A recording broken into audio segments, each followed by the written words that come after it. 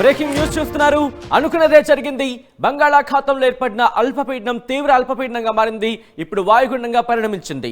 ఈ నేపథ్యంలో రాబోయే వారం రోజుల పాటు కూడా ఇటు ఆంధ్రప్రదేశ్లో భారీ వర్ష సూచన ఉండబోతోంది. ఇన్ఫాక్ట్ భారీ వర్ష సూచన జారీ చేస్తుంది. రాబోయే వారం రోజుల పాటు భారీ వర్ష సూచన జారీ చేస్తుంది ఆంధ్రప్రదేశ్కి సంబంధించి వాతావరణ శాఖ. దానికి సంబంధించిన బ్రేకింగ్ న్యూస్ చూస్తున్నారు. ఇప్పటికే బంగాళాఖాతంలో అక్కడ వాతావరణ పరిస్థితి చాలా అల్లకల్లోలంగా ఉంది. ఎందుకంటే గంటకు 55 కిలోమీటర్ల వేగంతో ముందుకు కదులుతోంది ఈ అల్పపీడనం. ప్రస్తుతం వాయుగుండంగా పరిణమించింది. ఇక్కడ మీరు చూసుకుంటే గత 2 రోజుల క్రితం వరకు కూడా 30-35 కిలోమీటర్ల వేగంతో ఉంది. కానీ తీరానికి సమీపిస్తున్న కొద్దీ వేగం పెంచుకుంటోంది. ఒకసారి నేను ఈ మ్యాప్లో మీకు ఎక్స్ప్లెయిన్ చేసే ప్రయత్నం చేస్తాను. ఒకసారి మీరు చూడొచ్చు. నిన్న కూడా మనం మ్యాప్ని చూసాం, చాలా క్లోజ్గా అబ్జర్వ్ చేసే ప్రయత్నం చేశాం. ఈ నేపథ్యంలో ఒకసారి ఐ రిక్వెస్ట్ టీమ్ ఒకసారి మ్యాప్కి వచ్చే ప్రయత్నం చేద్దాం. ఇదిగో మీరు చూస్తే కనుక ఇక్కడ బంగాళాఖాతంలో ఏర్పడిన అల్పపీడనం ఇది పశ్చిమ వాయువ్య దిశగా కదులుతోంది. ఇది పశ్చిమ వాయువ్య దిశగా అంటే పూర్తిగా పశ్చిమ వైపు కూడా కాదు, పూర్తిగా వాయువ్య దిశలోనూ కాదు, పశ్చిమ వాయువ్య దిశగా అంటే ఈ డైరెక్షన్లో కదులుతోంది బంగాళాఖాతం నుంచి. ఈ నేపథ్యంలోనే ఇటు హిందూ మహాసముద్రానికి సంబంధించి కూడా అక్కడ కూడా కనెక్ట్ చేస్తూ వస్తోంది. సో ఒకసారి మీరు చూడొచ్చు. బంగాళాఖాతానికి సంబంధించి ఇటు చెన్నైని, అలాగే కర్ణాటక, దాంతోపాటు కేరళ, ఇక్కడ కర్ణాటక కేరళ మీద అంతగా ప్రభావం కనిపించట్లేదు. కానీ శ్రీలంక మీరు చూడొచ్చు.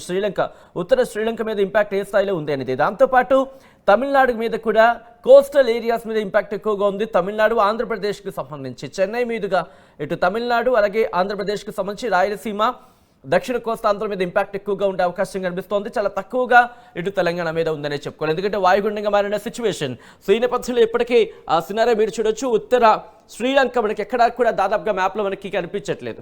సో అటువంటి సినారియో అనే చెప్పుకోవాలి. సో ఈ నేపథ్యంలో సినారియో మీరు కనుక గమనిస్తే పూర్తిగా మారిపోతోంది. ఒకసారి నేను మ్యాప్ని కాస్త లిఫ్ట్ చేసి చూపించే ప్రయత్నం చేస్తున్నాను. ఎటువంటి అల్లకల్లోలంగా ఉందో చూడొచ్చు సముద్రం. సో ఈ నేపథ్యంలో ఒకసారి నేను విండీ సాయంతో మీకు అడ్వాన్స్గా చూపించే ప్రయత్నం చేస్తున్నాను.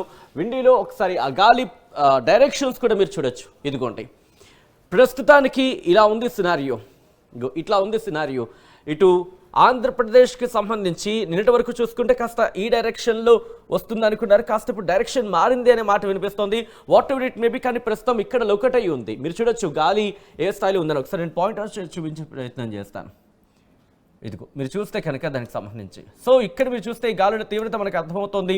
ఇలా శ్రీలంకతో పాటు తమిళనాడుకి సంబంధించి ఆ తర్వాత ఆ డైరెక్షన్లోనే ఆంధ్రప్రదేశ్ మీద కూడా ఇంపాక్ట్ చూపిస్తోంది.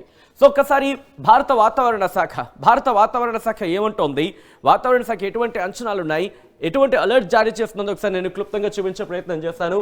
క్విక్గా మీకు ఆ అప్డేట్స్ చూపించే ప్రయత్నం చేస్తాను. Here it is. ఇది మీరు చూస్తే కనుక a depression lies over central parts of South Bay of Bengal and adjoining East Equatorial Indian Ocean. It is likely to move northwestwards and intensify into deep depression during next 24 hours అంటూ కూడా కొద్దిసేపటి క్రితం ఈ press note release చేస్తుంది. So ఈ నేపథ్యంలో మనకి clear కట్గా అర్థమవుతోంది. ఇక్కడ మీరు చూడొచ్చు హెవీ రైన్ఫాల్ అంటూ కూడా. అట్ ద సేమ్ టైం తమిళనాడుకు సంబంధించి ఇచ్చింది. దాంతోపాటు సౌత్ కోస్టల్ ఆంధ్రప్రదేశ్కి సంబంధించి 26 నుంచి 29 వరకు మనం కొద్ది రోజుల నుంచి చెప్తూనే ఉన్నాం.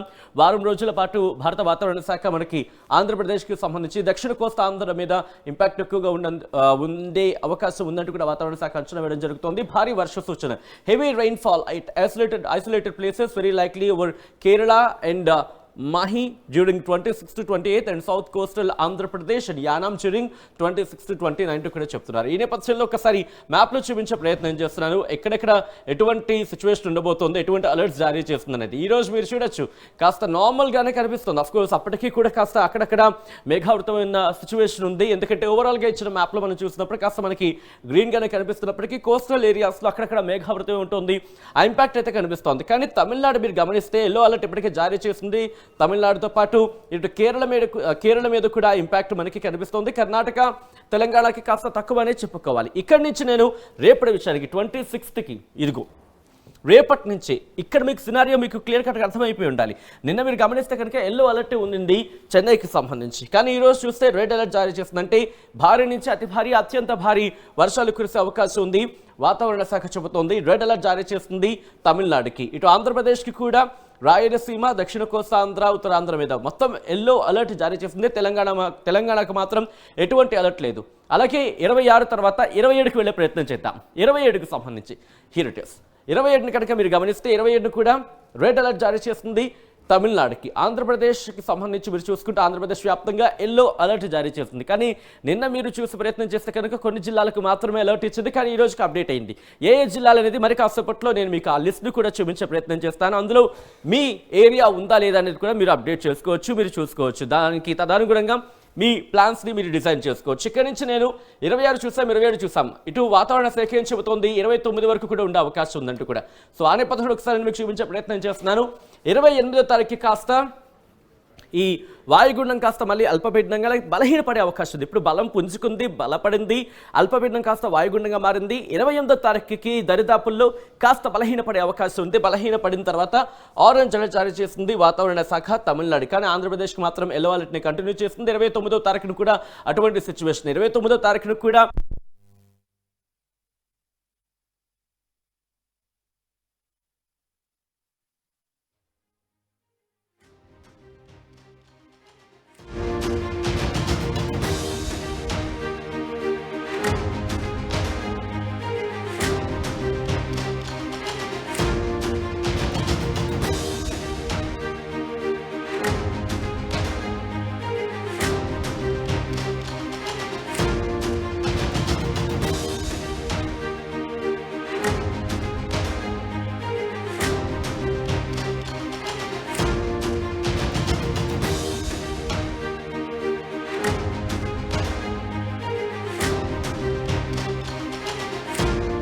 ఏర్పడిన వాయుగుండం రేపటికల్లా తీవ్ర వాయుగుండంగా మారే అవకాశాలు కనిపిస్తూ ఉన్నాయి. ఈ నేపథ్యంలో ఆంధ్రప్రదేశ్ అంతటా కూడా విస్తారంగా వర్షాలు కురిసే అవకాశం ఉందని ఐఎండీ హెచ్చరిస్తూ ఉంది. మనం ప్రధానంగా చూసుకుంటే 29వ తేదీన ప్రధానమంత్రి నరేంద్ర మోడీ పర్యటన విశాఖలో ఉంది. ఈ వాతావరణ హెచ్చరికల నేపథ్యంలో మోడీ పర్యటన వాయిదా వేసుకునే పరిస్థితులు కనిపిస్తూ ఉన్నాయి. ప్రస్తుతం ఈ వాయుగుండం ఎక్కడ కేంద్రీకృతమైందో చెప్పడానికి మనతో పాటు విశాఖ వాతావరణ శాఖ అధికారి జగన్నాథ్ కుమార్ ఉన్నారు. సార్ చెప్పండి, ప్రస్తుతం ఎక్కడ కేంద్రీకృతమైంది ఈ వాయుగుండం? నిన్న ఆగ్నేయ బంగాళాఖాతం దానికి ఆనుకుని ఉన్న భూమధ్యరేఖీయ హిందూ మహాసముద్రంకి దగ్గరలో ఉన్న సుస్పష్ట అల్పపీడనం పశ్చిమ వాయువ్య దిశలో పయనించి ఈరోజు దక్షిణ బంగాళాఖాతం యొక్క మధ్య ప్రాంతం మరియు దానికి ఆనుకుని ఉన్న భూమధ్యరేఖీయ తూర్పు హిందూ మహాసముద్రం తీరం ప్రాంతంలో అనగా 5 డిగ్రీల అక్షాంశం 85.3 డిగ్రీల రేఖాంశం వద్ద వాయుగుండంగా కేంద్రీకృతమై ఉన్నది. ఇది రాగల 24 గంటల్లో వాయువ్య దిశలో పయనించి తీవ్ర వాయుగుండంగా పరిణామం చెందే అవకాశం ఉంది.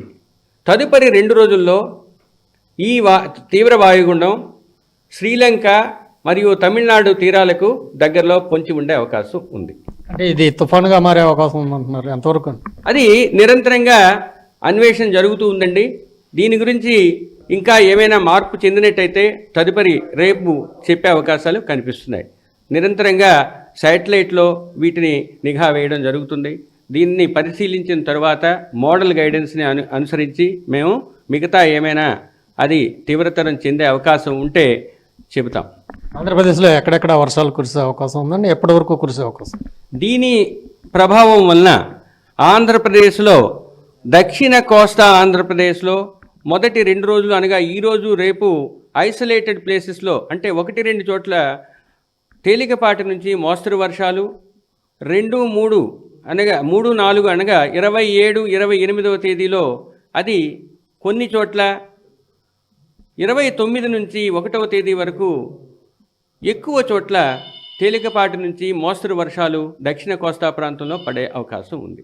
ఉత్తర కోస్తా ప్రాంతంలో మొదటి 2 రోజులు వాతావరణం డ్రైగా లేదా పొడిగా ఉండే అవకాశం ఉంది. 3వ రోజు ఐసోలేటెడ్గా ఉండే అవకాశం ఉంది. 4వ రోజు కొన్ని చోట్ల పడే అవకాశం ఉంది. 5, 6, 7 రోజులు అనగా 1వ తేదీ వరకు ఉత్తర కోస్తా ప్రాంతంలో ఎక్కువ చోట్ల తేలికపాటి నుంచి మోస్తరు వర్షాలు పడే అవకాశం ఉంది. అయితే దీని ప్రభావం వల్ల భారీ వర్షాలు కూడా కొన్ని చోట్ల పడే అవకాశం ఉంది. ముఖ్యంగా 26వ తేదీన నెల్లూరు, తిరుపతి జిల్లాల్లో 1-2 చోట్ల భారీ వర్షపాతం, 27, 28వ తేదీల్లో నెల్లూరు, తిరుపతితో పాటు ప్రకాశం జిల్లాలోను, 29వ తేదీన నెల్లూరు, తిరుపతి, ప్రకాశంతో పాటు ఉత్తర కోస్తా జిల్లాలైన శ్రీకాకుళం, విజయనగరం, విశాఖపట్నం, అనకాపల్లి జిల్లాల్లోని 1-2 చోట్ల భారీ వర్షపాతం నమోదయ్యే అవకాశం కనిపిస్తుంది. సరే, ఈ మత్స్యకారులకు ఎలాంటి హెచ్చరికలు జారీ చేస్తున్నారు? తీరం వెంబడి ఎలాంటి గాలులు ఇస్తాయి? ఈ వాయుగుండం తీవ్ర వాయుగుండంగా పరిణమించే క్రమంలో గాలులు పెరిగే అవకాశం ఉంది. 26వ తేదీన దక్షిణ కోస్తా ప్రాంతంలో తీరం వెంబడి 35 నుంచి 45, గరిష్టంగా 55 కిలోమీటర్లు వేగంతో గాలులు వీచే అవకాశం ఉంది. 27, 28వ తేదీల్లో అంటే 3-4 రోజుల్లో మీకు సౌత్